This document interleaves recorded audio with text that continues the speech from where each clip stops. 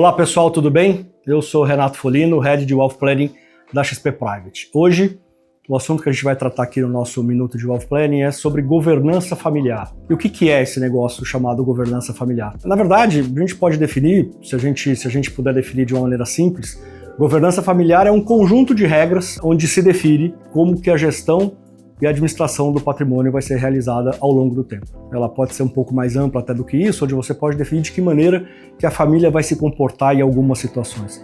Isso é muito importante quando a gente tem como objetivo a preservação e a proteção do patrimônio familiar no longo prazo. Quando a gente está preocupado em como é que esse patrimônio vai ser administrado e gerido ao longo do tempo, para que as próximas gerações possam se suportar nesse patrimônio como fizeram as gerações anteriores. E o se suportar aqui nunca num sentido pejorativo de acomodação, mas sim que esse patrimônio possa ser usado para o desenvolvimento de projetos que as próximas gerações da família terão ao longo do tempo. Um documento muito comum dentro desse processo de governança familiar é o protocolo de família, o protocolo familiar.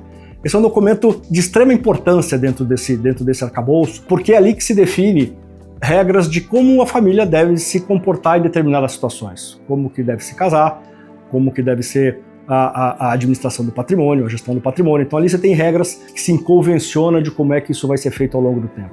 É um documento que, do ponto de vista legal, ele não tem força, mas ele tem uma força moral tremenda, porque é um compromisso de toda a família de que vai atuar daquela maneira dali para frente. A partir daí, outros órgãos dentro dessa estrutura de governança podem ser montados. Conselhos de família, onde você pode ter conselhos deliberativos, conselhos consultivos, quem vai participar desses conselhos, quem pode participar, quem não pode, qual é o critério para que você possa dizer que aquele membro da família participa de um conselho ou de outro. Mas tudo isso ajuda a você criar regras. E quando você cria regras e todo mundo concorda com elas, você alinha as expectativas e você baixa a ansiedade. Então isso ajuda muito na hora de você fazer a gestão do patrimônio familiar.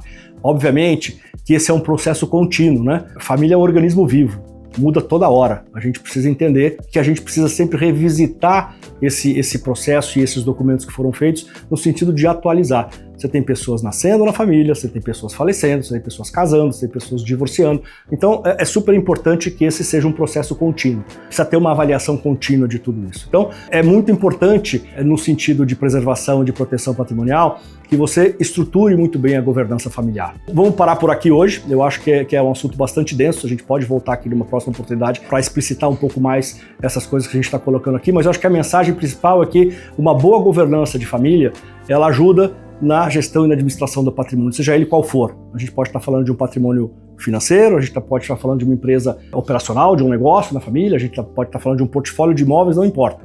Na hora que você cria regras, você deixa a administração e a gestão desse patrimônio de uma maneira muito mais fácil e muito mais eficiente, tá bom? Voltamos aqui numa próxima oportunidade. Um abraço.